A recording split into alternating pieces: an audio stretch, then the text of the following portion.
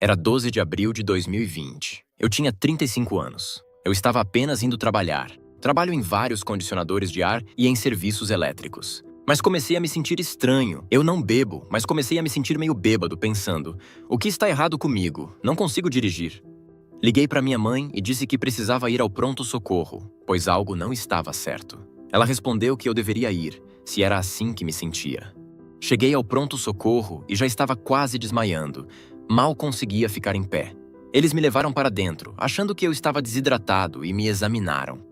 A próxima coisa que lembro é que estava desmaiando na UTI, mas achei que só tinha desmaiado. Não sabia que tinha morrido até depois que voltei.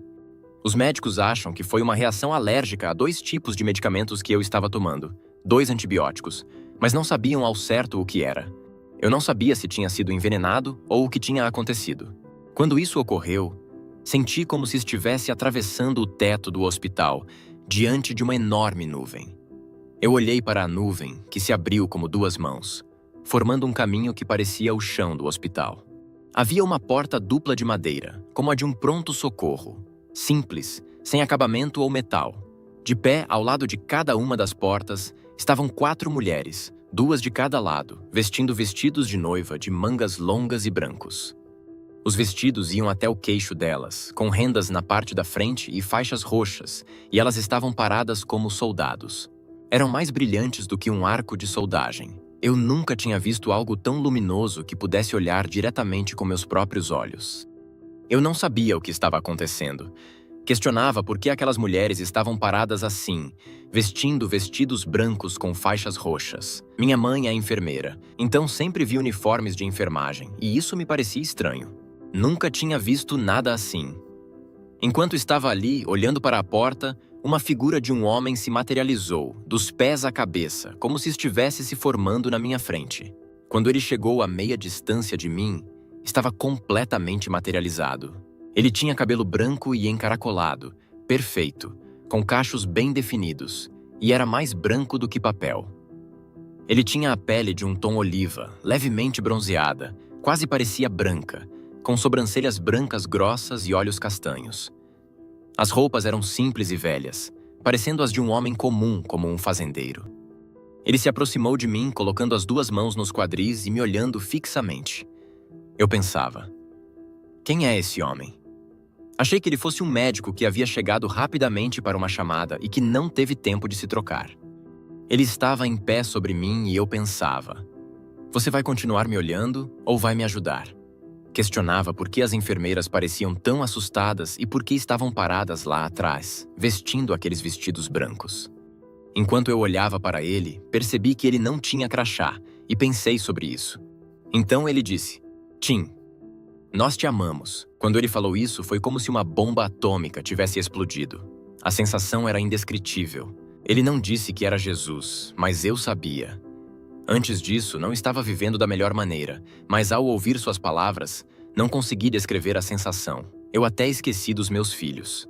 Criei 2 crianças por 4 anos sem a mãe. Foi a tarefa mais difícil do mundo, mas, pela graça de Deus, consegui, e eu amo meus filhos. Mas quando ele disse isso, e eu senti esse amor, não me importava mais com nada, nem com meus filhos, nem com minha mãe, nem com ninguém. Eu só pensava: quem é esse homem que me ama tanto? Era como se eu tivesse encontrado tudo o que procurei a vida inteira. Quando abri os olhos, ele estava em uma posição de joelhos, como se estivesse se ajoelhando, com um joelho no chão e o outro levantado me abraçando.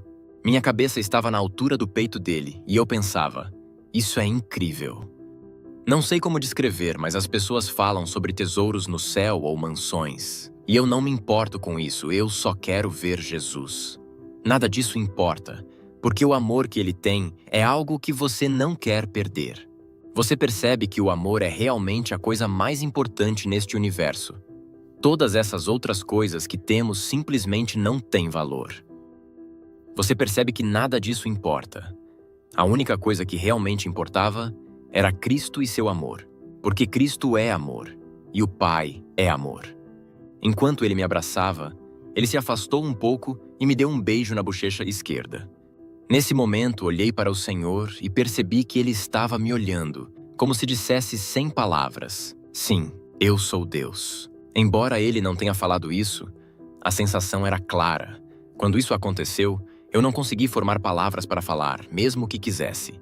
Olhei para minha direita e vi a terra abaixo de mim e falei: "Isso é loucura. O que é tudo isso? Qual é o meu propósito?" Quando eu disse isso, olhei para ele e vi seus lábios se movendo. Estava tão focado, como se estivesse olhando para você agora. Assim que ele começou a falar, ao mesmo tempo me mostrou um replay da minha vida. Vi o momento em que nasci, com o relógio marcando 5:01 da manhã, e até o crachá do médico.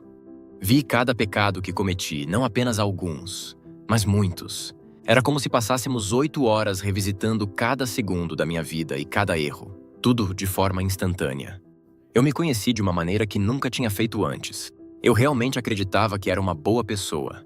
Não quero dizer que nunca menti, porque todos nós mentimos, mas achava que, de certa forma, não mentir e não roubar me tornava uma boa pessoa. Essa era a minha perspectiva. Mas quando me vi, foi horrível, patético e ridículo. Na verdade, todos nós somos assim. O diabo tenta nos fazer mentir para nós mesmos, pensando que somos boas pessoas só porque fizemos algumas boas ações. Ele me mostrou todas as boas coisas que eu havia feito, mas também deixou claro que foi ele quem colocou isso no meu coração. Então eu não podia realmente me gabar disso. No final, todas as minhas ações eram como trapos imundos para ele. Eu me sentia tão envergonhado por nunca ter lido sua palavra e por nunca ter clamado pelo seu nome. Eu acreditava nele 100%, mas fui afastado de Cristo por causa da religião e dos tantos hipócritas nessas organizações. Pensei: não quero ter nada a ver com isso, mas creio nele e sei que ele está vendo tudo. Ele me mostrou que nunca tive sorte. Foi ele quem salvou minha vida. O Espírito Santo me salvou inúmeras vezes. Ele me mostrou que não era apenas inteligente, mas que sabia tudo. Ele é Deus, e não há nada que ele não saiba. Ele conhecia cada pensamento e cada motivo que eu já tive para tudo o que fiz. Ele me disse: "Eu permiti que você escapasse dessas coisas. Estava lá protegendo e guiando você. Você nunca realmente se livrou de nada. Eu que te protegi." Não sei como explicar isso para as pessoas, porque estamos sendo enganados por outros espíritos que habitam aqui e que não é o Espírito Santo. Algumas pessoas os chamam de demônios, mas são espíritos que podem habitar em você e levá-lo a acreditar que você é algo, alimentando o orgulho e a ilusão de que está acima dos outros. Na verdade, você é como uma molécula e não é nada diante dele. A única coisa que realmente tem valor e que te dá valor é o amor dele por você. Para ser honesto, eu estava com muito medo, porque não havia como esconder nada, como se o juiz de toda a Terra e do universo estivesse pesando cada pensamento que você já teve e tudo o que você fez. É como se tudo fosse gravado. Cada olhar, cada pensamento, cada som. E ele está ouvindo tudo ao mesmo tempo. Foi super embaraçoso, porque cada segredo que eu tinha era conhecido. Mas, mesmo assim, ele me amava e ama cada um de nós assim.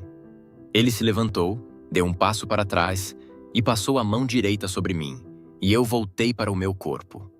Quando isso aconteceu, voltei e vi minha mãe lá, chorando e segurando minha mão, e meu primo também estava presente. Eu pensei que era 2030, porque já não achava que isso era real. Parecia uma simulação, e eu me perguntava: que lugar é esse? Eu tenho uma boa compreensão de como o mundo funciona e das coisas ao meu redor, mais do que a maioria das pessoas. Sei como tudo em casa funciona, mas quando vi isso, toda a minha realidade desmoronou. Eu não sabia de nada. Ao mesmo tempo, estava lidando com quem eu realmente era, porque ele me permitiu ver a mim mesmo através de seus olhos. Eu realmente percebi que não era a boa pessoa que pensava ser. Na verdade, era uma pessoa completamente diferente. Eu não era apenas uma pessoa semelhante. Era uma pessoa completamente diferente do que pensava ser. Satanás me fez acreditar que eu era um bom cara por ter feito algumas boas ações, mas na verdade, eu era horrível e havia machucado tantas pessoas. Ele me mostrou como eu fiz as pessoas se sentirem. E como diz nas Escrituras, seremos responsabilizados por cada palavra. Se você falou com 50 pessoas, mesmo que algumas tenham sido com amor, a forma como as tratou pode ter mudado a maneira como essas pessoas interagiram com outras. Assim, suas 50 pessoas podem ter impactado milhões ao longo do tempo. É por isso que somos responsabilizados por cada palavra. Todos nós afetamos milhões de pessoas, direta ou indiretamente.